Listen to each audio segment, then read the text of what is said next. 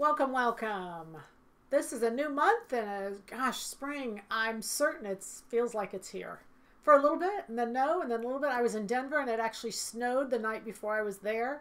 I thought, oh my, I'm glad I don't live there. But anyway, we've had just a lot of fun. So nice to meet so many of you. We've been all over the place. I've been all over the place and it's really fun. So we have good news and bad news. We have so much good stuff tonight. The bad news is we got a notice from YouTube. YouTube is not going to, well, actually, you guys are going to be really upset. But anyway, YouTube, we've been giving things away and we're not allowed. Apparently, you're not allowed to give things away via YouTube, some economic or liability. I don't know what it is. So all those things we gave away actually have to come back. We have to figure out a way for all the giveaways we've done to come back.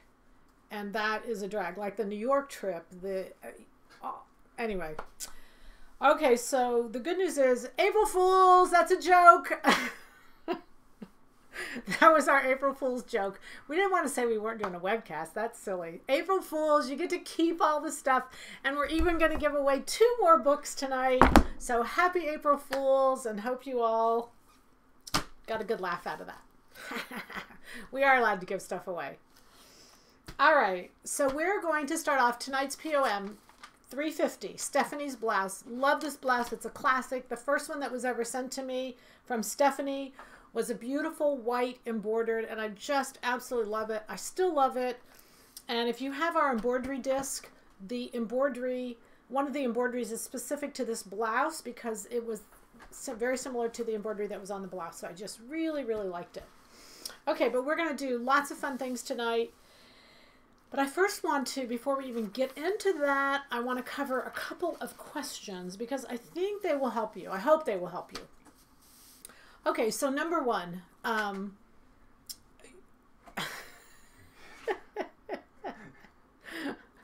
Number one. When we talk about cup sizing, we talk about bra cup sizing. And I just want to spend a minute talking about bra cup sizing versus blouse cup sizing so you can start to understand the difference. We don't need to get really technical. It's not necessary. The numbers are used the same, but they really have nothing to do with each other. So I want to cover it because there's so much confusion. I get emails on this, honestly, I think daily. So when you're doing a bra, we all know, you measure the band and then you measure the full bust. The difference between those two, B cup, C cup, or D cup. So the band is called a number. That's the circumference. And the B, C, and D is the depth. So we have circumference and we have depth. Those two things are involved when choosing a bra cup size. When you get you never actually measure the total circumference. You get the band, you get the cup size, but you never know the total. And it's not necessary to know the total to get the bra to fit because that's just not how it's done. So a 32D and a 34B might be the exact same total circumference. I'm just throwing things out there. Don't take me literally. But the total circumference might be the exact same. So you can see that circumference is made up of variables when you're dealing with a bra. That's not even important. I don't even know why I said that. When we're dealing with blouse cup sizing, we're measuring the longest part of our body over the bulge and then the side of our body where there's no bulge and we have an angled shoulder seam. And the difference between those two is your B, C, and D cup. Again, it's not necessary to know those differences. It's just simply whenever you have a cup sizing on your bra, the blouse cup sizing is linked to it. It's not done the same, but it's linked to it. But the main reason I wanted to bring this up is many I get an email that says, I did the B cup, it's not big enough, I'm going to do the C cup. So cup sizing doesn't increase circumference. Just like in a bra, cup sizing doesn't increase circumference. The band is the circumference. Cup sizing is the depth. Okay, so I want you to just keep that in mind, that cup sizing doesn't increase circumference. That's it. All right, any questions on that? You can ask if you want to. Okay, the other subject I just wanted to touch on tonight is fabrics, because our fabrics are amazing. Those of you who ordered them know that. That is not brag. That is just fact. And that's because they're not my fabrics. I'm just buying them from great designers. So what this letter said, or email, sorry, it said, we're leaning more toward cotton knits. Do they have Lycra in them? So Lycra is a very inexpensive way, the cheapest way possible, to make a inexpensive fabric appear to be a little bit better. Whenever you have 100% of a fabric that is stretch, it's always going to be better. Lycra is less expensive than cotton, so when there's a Lycra blend, it's never going to be as good as 100%. 100% is better. So the fact that we have these beautiful 100%s that are, I mean, they're fabulous. A lot of people have thought that you need Lycra for them to stretch. You don't. You don't. That's just the way they're twisted, the way they're knitted, the way they're done. They can be 100% and they're beautiful. Okay, so I just wanted to make sure we all understood that.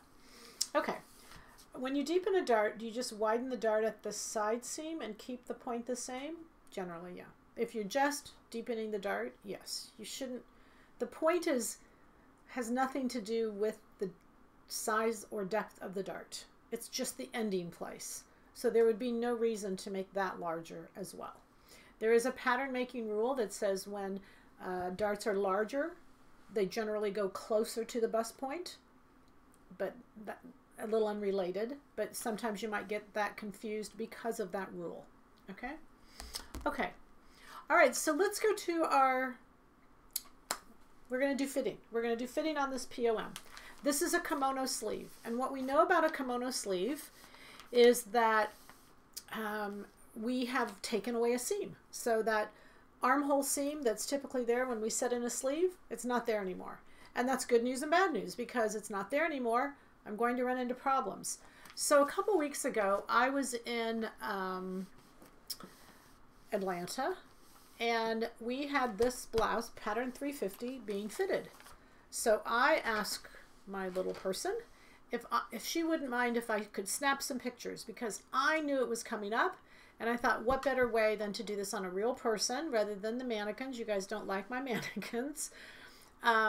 To snap befores and afters. So as I was draping her, I was just doing kind of some befores and afters. So that's what I'm going to do. I'm going to take you through this road. You are going to choose the circumference by your finished blouse measurement. You are then going to choose your cup size, just like you would typically do. And then you're going to make a muslin. And the reason you're going to make a muslin on this is because there's some depth issues. There's probably 3 of them that I want to go over that will really make a difference in how this blouse looks and fits and comes across. And I think they're not things you can do after the fact. So the other day we were talking in a workshop, and I asked the ladies, why do you make a muslin? Besides the fact that I told you to, why do you make a muslin? And the real reason is because for changes that are made that can't be made after the cloth is cut. So that would be sway back. That would be in a kimono sleeve, there's darts involved. That would be bust points. If they're too high or too low, they can't be changed after the fabric is cut. So we're looking for things that can't be changed after the fabric is cut in a particular angle. So it's mostly depth is why we're making a muslin. It's not circumference, because I could always add extra seam allowance at the side. And it's certainly not length, because I could kind of fake that. I could take a dart out and just move it down and stitch it. So depth is the #1 reason I make a muslin for. And that's because those depth changes many times are built into the garment, and they cannot be made after the angles of the fabric have been cut. All right, so let's look at picture 1. And again, all of this is done in picture 1. I mean, through pictures. So what you're looking at, and I'll just kind of let you know to make sure you're following along, and please do ask questions, because this is something you can easily do on yourself, you guys. And again, they make it, you're going to see befores and afters, and so I hope you'll see what a big difference this is. So this is exactly the sleeve going into the bodice. Now it is a princess seam with a kimono sleeve. So, I mean, I love the blouse. You just don't see these combinations of things together. A princess seam with a kimono. And so there's a seam that joins that kimono into the princess seam, but the top portion is cut all in one. So that is what it naturally looks like. And I had her hold her arm out because you can see there's wrinkles in there. Now, in her particular case, she added 1-inch seam allowances to everything because, you know, we were doing it for fitting and I wanted to make sure she had enough. I think in that instance, you really don't need to have a 1-inch seam there. I think you could leave that off when you're making your muslin and it would be okay. So let's go to picture number 2. Now this is just another picture with her arm down and you can see all that extra and what it does. And we don't like it. So that's picture number 2. That's before. Now what I want you to look at when you're looking at this picture is you're thinking darts. Where's the extra fabric? Where do I want to take away? And because I want to build that dart into the body of the garment, I don't want to stitch a dart. So it needs to start at one seam and end at another seam.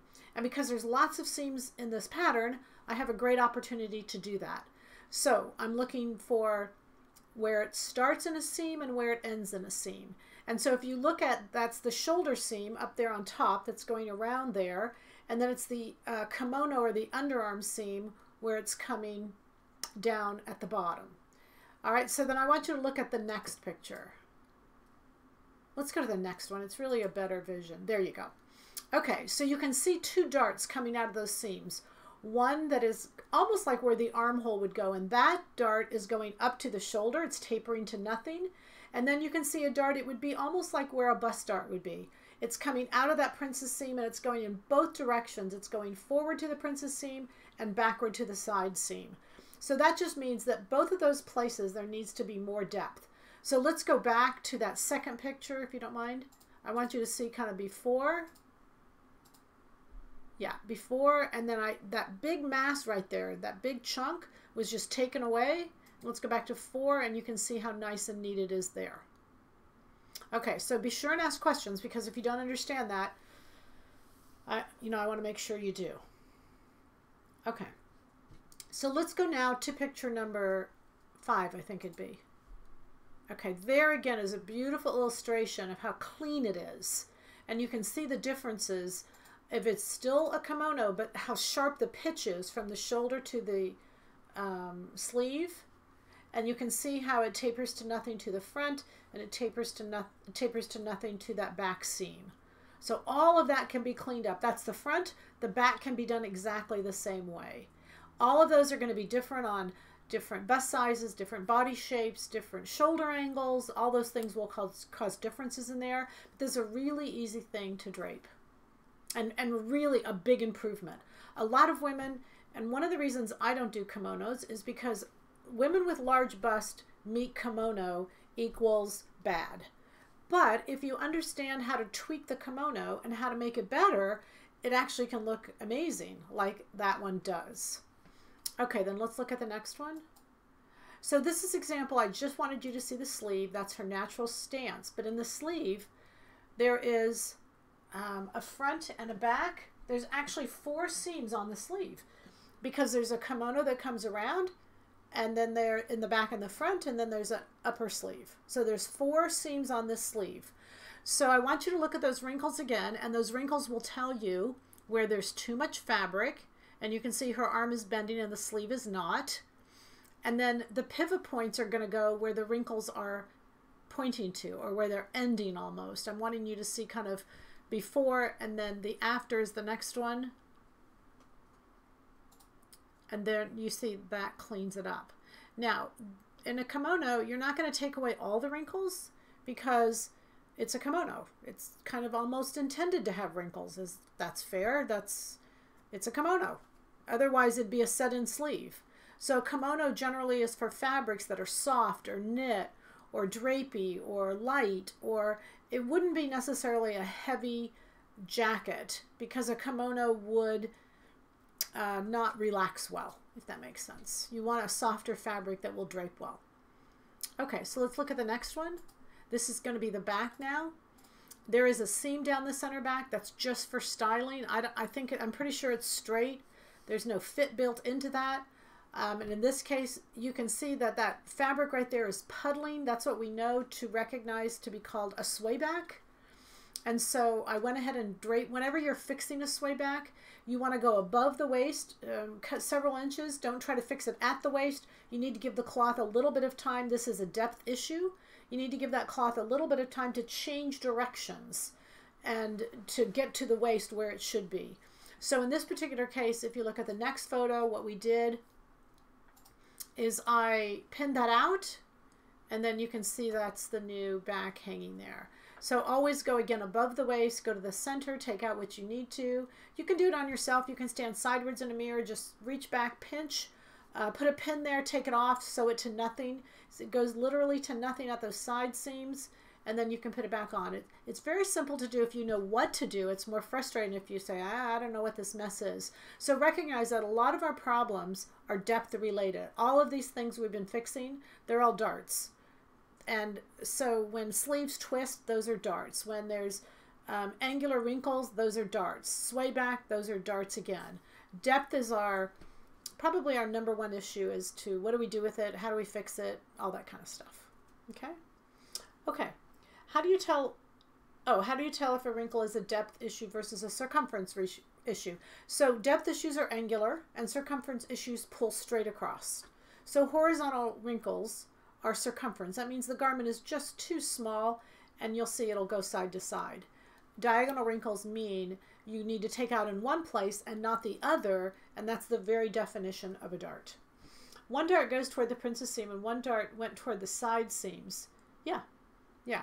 There are no rules to where the darts have to begin and where they have to end. They just have to begin on seams and end on seams, because otherwise the pattern won't lay flat. It's very important that you understand we can't stop a dart in the middle of a garment.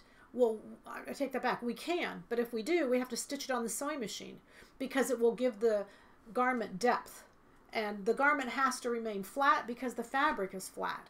So darts have to start and stop. If they're not being stitched on the sewing machine, which is what these are, they have to stop and start from seam to seam. Is there two different darts under the arm? Let's go back to picture 4. There was one under the arm and there was one going to the shoulder seam. Those two are meeting one another and going different directions. Then the one that's going up is headed to the shoulder seam. If you look at picture 5, you'll see it a little bit better. Yeah, there you go. See, the one is going to the shoulder seam. That's coming from the armhole. So that right there is minimizing the negative of a kimono.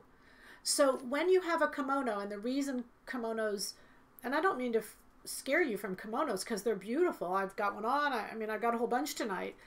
But what you want to do is somewhat control, you know, when you have the shoulder seam, and if the shoulder seam is the wrong angle, and then you have a bust dart, and the bust dart is either not there or too small, both of those problems collide at the armhole.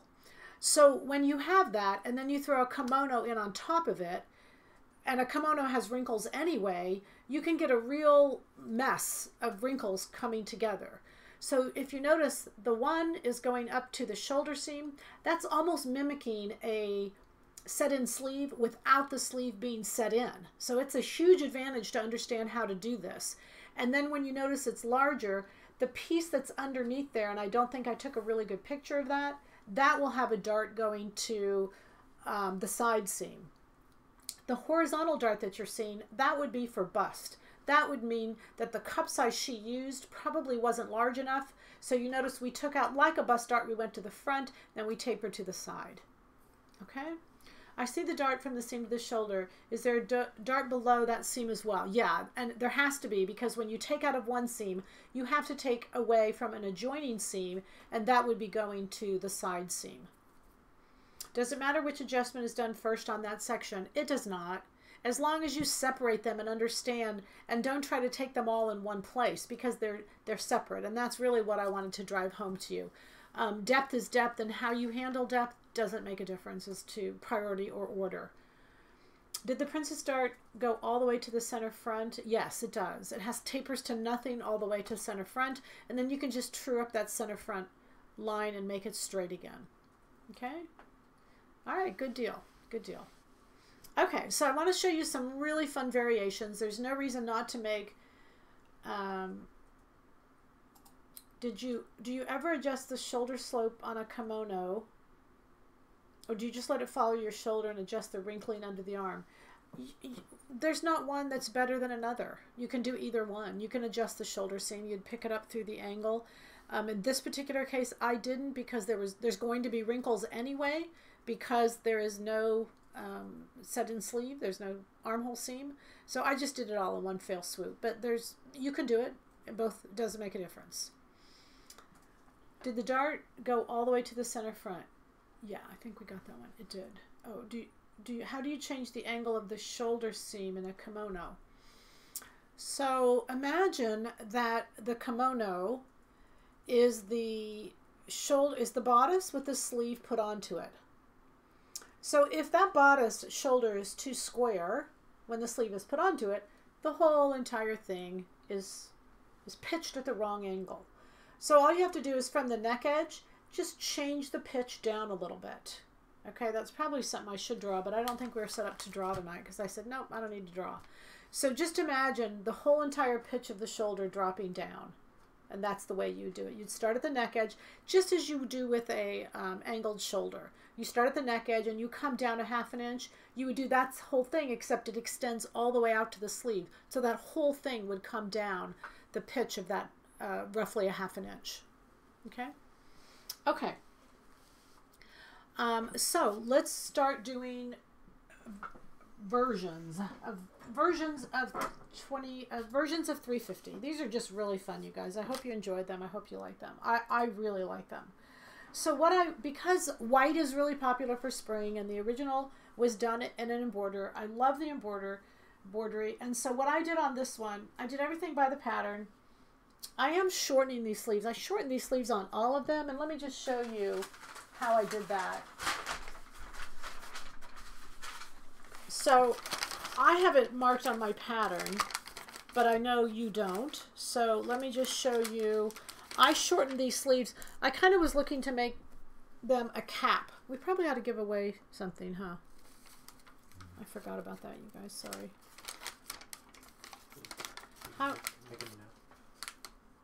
How would you adjust your shoulder on a kimono sleeve for forward shoulders? The exact same. Just take off the front and give to the back. You've got a seam going all the way down the sleeve, so you would just do it all the way down the sleeve. Yep. And you know, typically when you do a forward shoulder, you then have to go back and correct the sleeve. With this, you don't have to do that. It's just done for you. So you would just add to the back and take off the front the same all the way down. Okay. Okay. So let's go ahead and give out a book. Are we ready to do that? Oh, we are? Okay. And the code is... Okay. So our very first code, we're going to give away Dress to Kill Gently. And the code is going to be book 1 and just the number 1, not spelled out. Just B-O-O-K and the number 1. We don't want y'all spend the night typing, but just B-O-O-K. It doesn't have to be capped, just all small letters, B-O-O-K, and then 1. And then we'll let the computer choose a winner here, and we really can give things away. I was just kidding. And that was a good April Fool's. That was not my idea. I thought that was a great April Fool's. I couldn't come up with a good one. And sure enough, our team behind the scenes did. Yay, team behind the scenes. They are the best. Okay. So what I did on all of these, and again, it's just because it's what, you know, you guys, I love to sew, and I really enjoy challenging myself, and these always challenge me, but I really like making them for me, and what I like and what I would wear. So a kimono sleeve, for me, I love it. And this length, this kind of mid-length, is really what I like. And for summer and spring, I didn't want anything long sleeve, so I didn't make anything long sleeve. So anyway, I shortened this piece, and this is piece number 5. It's the undersleeve. You cut 4 of them. I shortened it 16 inches. So basically, instead of it looking like that, it ended up looking like this. And that's the little underarm sleeve that's just right there. Okay? And then where that piece goes with, or where it matches to, where else you coordinate it with, is on this the blouse, the front and the back, this whole portion is the long sleeve. So I took 16 inches away from that also. And you can see that that made it look like that. So that's the number I took away, 16. You know, you can always take away less and then keep cutting it off. I didn't want it to go past the elbow because you saw, once it goes past the elbows, you start picking up more wrinkles, and I didn't want that for spring. I wanted it to be a little more springy looking. Okay? Okay. Oh, we're ready? We got a winner? Cool. All right. Who's the winner? Patricia Clements. Hi, Patricia. All right. Shoot me an email. Just shoot me an email. Say, I won. And if you'll send us your address, that would be really helpful. Even though we may have it. But if you'll send that to us, that would be great. Okay. So let's go. Let's focus on this just for a little bit. And then we'll come back to give away the second one. So what I did on this one, and this eyelet, this is a really beautiful eyelet. This is fabric 2317. I shortened the sleeve, and then I did ruching all the way down the sides. So remember that that's a 1.5 to 1. So you're going to take your side piece, and I did that both the front and the back, as you can see. And I just cut, spread it an inch, 1.5 to 1. It's about, it's going to change in length depending on what size it is. It's about 16 inches, and then I expanded it to 24 inches.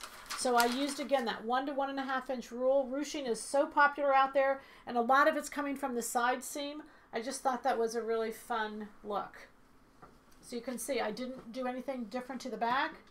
Just the side there, I did that ruching. Can they see that? That's pretty cool.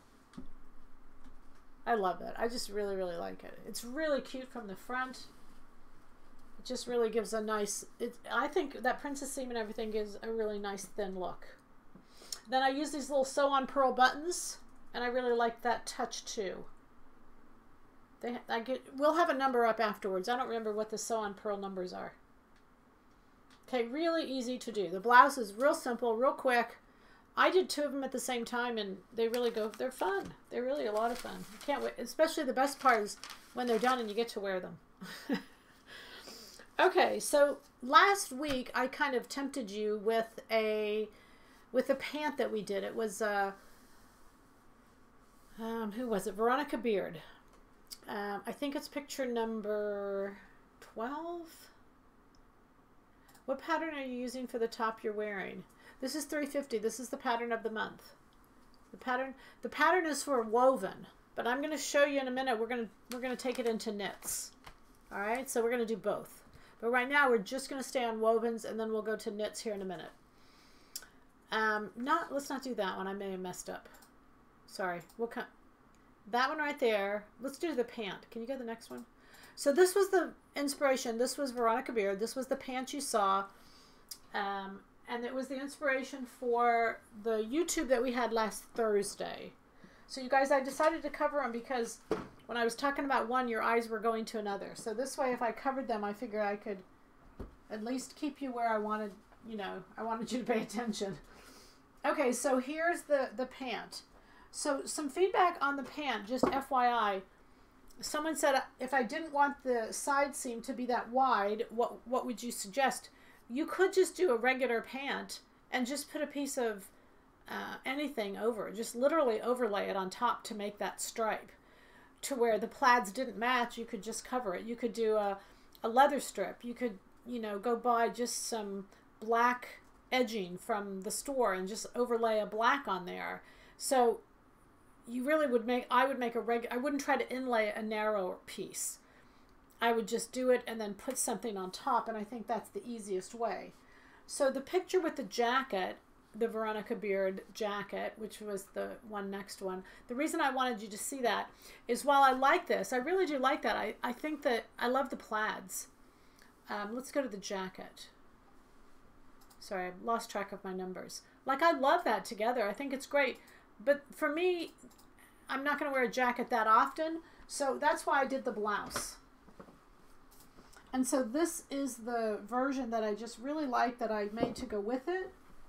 If I can get this out. Okay, there you go. So you can see that the black is the same black as the side. That's 2117. And then the plaid is the 2249. And I just love it. It's so cute on. It's so casual. Down the front of the placket, I did a bias. So whenever you do a bias, it's a 45-degree angle. Obviously with plaid, it's so easy because your front facing has a straight line. And so you just take that straight line and cut right through. You just make all the corners of the plaid match. And you get that wonderful little bias there. This is a great way to do plaid because there's literally nothing to match. So you get that. Plaid is everywhere for spring. It's just very, very popular. And I just really like it. I really like it. You can do the black side. You look skinny. The kimono, it's really easy to sew. The collar, you don't have to worry about matching. And of course, then the front is on a bias. You know, the front facing is on a bias. So nothing really has to match. And it's just a really quick sew. And I hope you like it. I love it. Absolutely love it. And keep in mind, there's other plaids. There's a 2336. I'm just going to throw out some numbers because I can't remember which one I wrote these down for. But 2336 I think would be a great idea to do a plaid. Same kind of concept. It's a little, there's one of them and I can't remember which one it is, but it's a larger plaid. It's a navy and it's got a beautiful pink stripe in it. That is just that would be perfect for something like this. Just really cute. And again, you don't have to do the side panel as wide. You could do it narrower, however works out for you. Is that 2336? Yeah, 2336. That would be a great concept. What's 2299? Do you mind looking up that one? Let me just see. Oh, that would be also cute for the top. That is an embroidered. Yeah, that I thought would be, if you didn't like an all white, to do a white and black like that would be really cute for a top. And then 2300. 2300 is a reversible dots. And that would be really cute, I thought, to do the outside of the lighter and then turn it to the back side for the sides. And whenever you've got those reversible fabrics like that, it's just a home run. When you have a princess seam, you have seams and you have parts and pieces, and it's really easy to do something with them. Many different things with them, obviously. Okay, how are we on questions? I'm not paying attention. I needed to take a larger dart on the classic blouse. How would I make the adjustment on this pattern? Let's go back to picture number 3, if you don't mind. No, that's, yeah, right there. Right there. Either one of them. Let's go back to that one.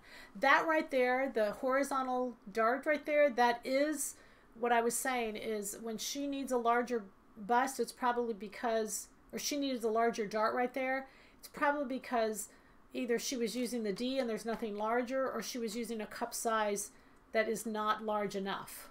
So one of those two, but that's where you would just take a dart and just watch for extra fabric there when you make a muslin. It's very easy to pin out. It's very easy to recognize. Just pinch and pin and it'll go away. How to find fabric by the number. Oh, what fabric is the blouse you're wearing? I'm 2272. 2272. It's a navy and red. And it goes with the navy ponturoma. How to find the fabric by the number. There's 2 ways. It's in the URL. The URL is that weird little thing that pops up, the www thing. That's the URL. At the very end of that URL, there is a 4-digit number, and that 4-digit number is the fabric number. So let's just say if you clicked on any fabric, and if you brought it up, just change the last 4 numbers, and you can go to all the fabrics that I'm talking about. So if the last 4 numbers are 2317, and you put in 2272 and refresh your computer or hit enter, it'll go to that fabric number. But also the second place is the fabric number is at the very beginning of the description. When you're looking on the fabric page, it's at the very beginning of the description. Now we did that so that if you go into the search feature on the site, which is on the front page, you can just type in 2272 search and it will come up. It will go right to that fabric page. So there's several ways you can get to the numbers, and the numbers are much, you know, it's obviously how we inventory and how we put up the fabrics. It's just a little easier than remembering all the names and kind of going back and forth. Okay? All right. Peggy, can you explain on the top you wore on the last episode the gathers in the front. Did you cut? I'd have to remember what I wore on the last episode. That was 2 weeks ago, you guys. I don't know what I wore. What did I wear? Did you, okay, tube in the center section are cut all the way through. Well, I'm sorry, you guys. I don't know what I wore last time. I hate to say that. I can remember where I'm going to have to go 2 weeks from now, but I can't remember 2 weeks ago. We'll find it. What number is the white eyelet? It's 2317. We're looking for the top, you guys. Give us just a second, and then I can tell you. Oh, okay, yeah. I remember. I love that top. It's in my closet now. It's not even in my silhouette closet. It's in my closet. Those slashes are all the way through. Yeah, whenever you have gathers, you have to have a slash. If the gathers point to nothing, then there's pivot points. But if the gathers point to gathers, like they do here, and on that top also, you have to cut all the way across, and you're spreading both sides. And it's a 1 to 1.5. Okay? All right, we got through that one. Is interfacing in blouses and jackets passé? You know, I don't know if it's passé, but it's not necessary. In the patterns that we offer, I can only talk silhouette patterns, for instance. Like this front facing has 3 layers. The way the facing is wrapped around the front of the garment. So if I show you the front facing, let me just grab it over here. This is my sewing room, you guys. That means I would have to find my front facing. That might be harder said than done. You know, I think I didn't, I put it's someplace else. But anyway, so let's say the front facing is a long piece like this. It wraps, and then it folds back like this, and then you're not going to be able to see. Let me do something else. Hang on just a second. Do I have a front facing on this? Okay, I'll use this as an example. We'll make this work. So our front facing is the length of the blouse. It folds like this, it folds like that, and then you insert the blouse into it, and you make a double row of stitching. So you have 3 layers. You don't need any more. Our collars are made with 2 layers. You don't need any more. So the way we construct a blouse, interfacing is not needed because of the way it's constructed. But in general, would I say it's passé? I would. I would have to say yes, honestly. I wouldn't use it. I would either use it all over the entire blouse to change the blouse, or I would not use it at all. I wouldn't spot interface, I think is the question that you're asking. That spot interfacing is really just used in less expensive garments to get them to hold up, and it actually makes them wear out faster. So I would do away with it. But again, if your pattern isn't made, you know, I would do away with it for sure in ours. I'll just say for ours. You don't need it in ours. On pattern 3413 pant, is that for woven? No, 3413 is a yoga pant. It's this one. It's the 5-piece yoga pant. It's made for knits. The pattern says stretch. You can use stretch wovens probably, but it's for knits. How would you show us how to make overlap seams for the cut up tee? Well, sure. I actually did the same thing to this one, so I will show you. We'll get to that in just half a second. Okay, let's go to this other one. We've gotten this one. We've gotten a bias. The side panels being darker. That's what I want you to remember. Then on this one, I love this little shirt because you know what's really big for spring is checks. Checks and plaids, you guys, they're all over the place. And obviously color. So in this case, the side panel I did on the bias, and then the front I did on the bias as well. And this is fabric 2249. I just love this blouse. It is so cute. So cute. This is like a little pinkish red maybe, but it's got a navy base to it. So remember that whole navy thing I had. So with my yoga pants, I've just got a whole new blouse now. Or I've got it on with jeans here, either one. It works really well. So easy enough to put these side seams, these side panels on the bias there. You can see how fun they are. Cool, cool, cool. If you just get them right, they just keep going. But again, there's no matching here. So it's really simple to do. Just make sure, again, 45 degrees goes through the top of one check to another because these checks are all even.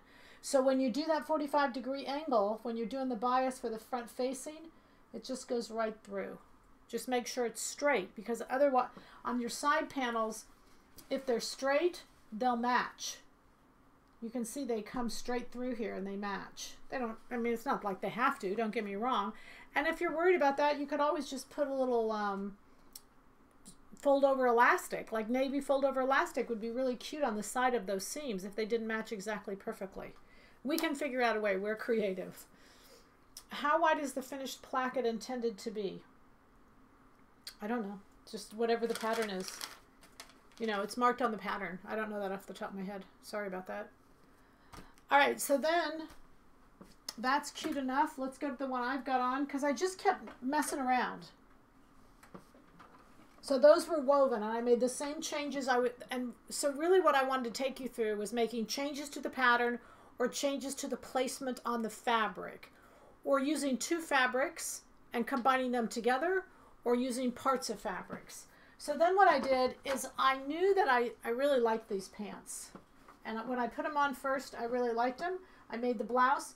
And I thought, for me, there's going to be plenty of times I don't want to wear the blouse because the blouse almost looks like a little suit. It's kind of cute. I wore it with little heels the other day.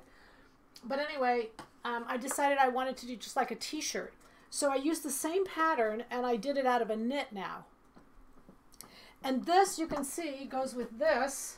But it's when I just want to dress it down a little bit or just be more casual. And I just love this. So here you can see all the lines of the shirt. There's the princess seam, there's the kimono, there's the side panel, there's the undersleeve. But I took and I did away with the collar. I did away with the front facing. I put the center front. I cut a seam. I didn't cut a seam for the center back. I just went ahead and put that on the fold. Just because, I don't know, maybe I got lazy, I'm not sure, but anyway. So what I did here is this is, let's see, this is 2278 is the fabric number. And it's, you know, we've got several of these really beautiful knits and they're great. They're beautiful on both sides. You know, we've got fabrics now, Rag and Bone, Rebecca Taylor, we've got Millie Up, we've got some beautiful fabrics. We've got some Ellie Tahari coming in. So what I did was I just took one fabric that was great. And again, this is 2278. It was really beautiful on both sides. And I decided I wanted the darker side out. That was because it was going to go with this outfit. And so the darker really would look better than the gray. And then I just made my 3/8 seam allowance, you know, wrong sides together, opened it up and stitched it to the outside. That's all it is. I think it's just cute as can be. Notice at the bottom, I didn't do that because I didn't want a horizontal line at the bottom. I wanted to keep everything vertical. So I did it, everything was vertical, and then of course around the neck, but I just love this t-shirt. I just absolutely love it. Doesn't have to be perfect, but it's just a really fun stitching. Just really fun to stitch this. How much fabric for the plaid and black top? Well, you're probably going to need about a yard for each. The plaid, you only need this front portion and the back portion, the collar. If you put the front facing on a bias, you know, that will take up the yard. But a yard will be enough, and then a yard of the black. Okay? All right, so this one, I love it. I can't wait to wear it. I haven't worn that one. So the reason I wanted to show you this one first is because the one I have on, it's the same exact as this. Same exact. So same exact pattern. I put the center front, I put a seam. On this one, though, what I did is I'm going to show you my inspiration for this one, and I think it's the last picture we haven't looked at yet, Benjamin. It's that. Okay. No, not that one. Sorry, I'm messing up. Not that one. Not that one. Okay, that one. Sorry. So it's so not the last picture. There's a couple fabric things I wanted to show you that I got excited about and I wanted to share with you. But anyway, So this is where the inspiration came from, and you see it's just a continuous. And if you, I don't know that you can see the picture that well, but it is kimono, so it's just all one piece. Well, the pattern of the month isn't all one piece, but keep in mind if you did that on all one piece, it would fit terribly. So the idea of having some seams is a good thing. So what I did on this, well, let's go over here, is there's actually seams here. It's 350. So I put it on the bias, and again, you know, figuratively, there's not a warp and a warp, but you know, I put it at a 45-degree angle. I put the front, and then I just I cut to the center front line, and then I flipped it over on the fabric, and so the whole thing's going this way. Then what I did is I took the side panels and put them right by the side, and made sure that the points aligned. So you can see there's a seam going right through here, and I did the same thing to that underarm panel. There's a seam going right through there. So when I matched them, it was pretty hard to kind of put them right sides together, so I just decided I would overlap them. I could see exactly that they were matching, and I overlapped them just like the cut-up tee. So I just took seam over seam and top stitched on top. What I did on this case is I actually did a dual stitch, so that I made that seam allowance a little wider. But when you're doing any of those, I just leave on my Teflon foot because it slips really well. You're going to overlap your seam and just use part of that Teflon foot as a guide and just stitch right on top. And that's it. Stitch right, you know, in the middle. On the cut-up tee, when you're overlapping, you're going to overlap. They're only 1/8 inch seam. So you're going to overlap, so you'll have a 1/4 inch overlap, and you stitch down the center. And then you want to let the rest fray back or curl back to the stitch line. So a lot of times they make a little bit of a raised stitch line. That's very cool with knits. Okay, so this one then what I did is I continued to go around. You can see that it matches all the way around. So I just cut the front, I folded it, and then you put it the opposite way and you cut the back. I used 2 yards. So if you just lay it out and just keep going, you'll see how to match it. The only place it won't match, it matches all the way around. The only place it won't match is at the sleeves, because one's going one way, one's going the other way. And so right here, I mean at the shoulders is where they come to where you can see they're going opposite ways. But I love this shirt. I mean, it's a princess seam. It fits great. I love it. It's 100% cotton. I love it. I just love it. And I, you know, again, I got that inspiration to where the whole top just was one continuous stripe. But the negative of doing that is it didn't fit. So the advantage of the princess seam and all of that, having all of that, you could line up all the stripes and still get the fit. So I loved it. I just thought it was really fun. Okay, so let's answer questions. Oh, we need another giveaway. Sorry. We're getting close to the end. Sorry. Okay, so should we do another one? You ready? Okay, so the code is book 2. B-O-O-K, all lowercase, book, the number 2. B-O-O-K, number 2, book 2. And you guys, I have to say thank you to the ladies who have been in workshops, and maybe, you know, when you sign up for the hands-on workshop, for the fitting workshops, we send you a book. It's, you know, part of the price. And so they've had a book, they're donating it back to you. So that's where it's coming from. They're just nice, generous women. It was so much fun. We were in San Jose, we were in Phoenix, we were in Denver. I was in Denver, and I just had a lot of fun. I really did have a lot of fun. But I'm telling you, what they said to you is that if you just do it, you just do it. The only advantage of going to the workshop is I make you do it at the workshop. You can't get away with it because sometimes you're listening, but you're doing something else. You're not really listening. So when you're really listening, you can get this. So it was so nice to see so many of you again and to meet so many new people that I haven't met in the past. And so it was exciting. This weekend I'm going to Chicago, and there's opening in this workshop, you guys. If you want to go to a workshop and you're around Chicago, get in. Get in. There's like 5 spaces open. We got plenty of space. So come join us in Chicago. And then the next weekend we're in Lakeland, and then I've lost track. I don't know after that, but anyway, come see us. All right, so do we have a winner? Not yet. Okay, we can answer questions. We can close it anytime we want. Okay, so let's have a winner. I think we have. Oh, let's answer the questions. When you talk circumference, My belly, thank you menopause, is larger or larger than my bust. I have this pattern and want to sew it. Which circumference should I choose? I don't care how big your belly is. You choose a blouse always by the bust. And the reason you do that is because there's a lot of seams that go vertical. So let's just say you had to let out that pattern 14 inches. Okay, that's a lot.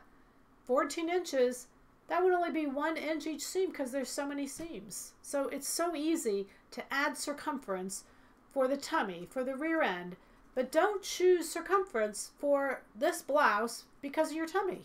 It'll just look terrible. It's going to be way, way wrong, and it's going to look awful. So it doesn't matter. We don't care about your bellies. And you can shape it to where it fits nicely and it'll look beautiful. Is the knit top reversible? Probably. There's actually a wrong side to this, but this is the kind of fabric that is not, it's not stamped. So this is woven. It's woven different colors. So the back is the same exact as the front. So I don't know that there'd be any need to reverse it. It's the exact same. It looks the same. So you stitch the right sides together. No, I stitched the wrong side to the right side. Then you opened up. Oh, I'm sorry on this. I stitched the wrong sides together. Then you opened up the seam on the right side and stitched down the edge of each seam. It's the wrong sides together. How is the knit finished on the gray knit? This is the gray knit, I think. I just turned that again, the wrong side to the right side and stitched it down 3/8 of an inch all the way around. What's the pattern number of the checkered top? All the pattern numbers are 350, you guys. I only used one pattern. 350, 350, 350, 350, 350. The pattern of the month, 350. I just wanted you to get lots of use out of it. If I had more time, I would have made another one. And you know what it would have been? It would have been a little jacket. This would be darling as a jacket with a little drawstring at the waist. It'd be so cute, but I didn't have that much time. Did you alter the top you were wearing in the sleeve area? I did not. No. Or is it as printed? The pattern, it's just, this is exactly as the pattern's printed, except that I shortened the sleeve 16 inches and then, you know, put it on the center front fold and the center back fold. But I didn't make any changes to it, just like it was. I didn't make any fit changes. How's that? I think that's what you're asking. How did you do the neckline? How'd you remove the collar? How'd you finish the neckline? Well, the neckline is it's on the fold, front and back, so it's like a t-shirt. I just serged the edge, turned it under, and top stitched. That's it. Okay? Don't get sassy. Is that me? I have to get sassy. Come on, you guys. That's me. Huh? Oh, book. Yes. We have a winner. And the winner is, if you'll email me. I can't see that. Sesame Jane, thank you. Sesame Jane, you won. Yay! If you'll shoot us an email and an address, we will shoot you back. We will mail you out a book tomorrow or the next day. And we're so excited. We've got so many more fabrics going up. Oh, I wanted to show you these couple pictures at the end. I know we're at time, but I just wanted to show you these couple pictures because we have a lot of Rebecca Taylor, and all these Rebecca Taylor that we got in are all fresh for spring.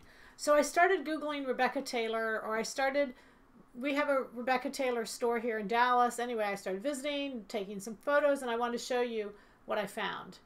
So if you'll pull up, is the gray shirt reversible? If you reverse it, you don't, yes, it's reversible, but you wouldn't see, there would just be stitching. The stitching down the front.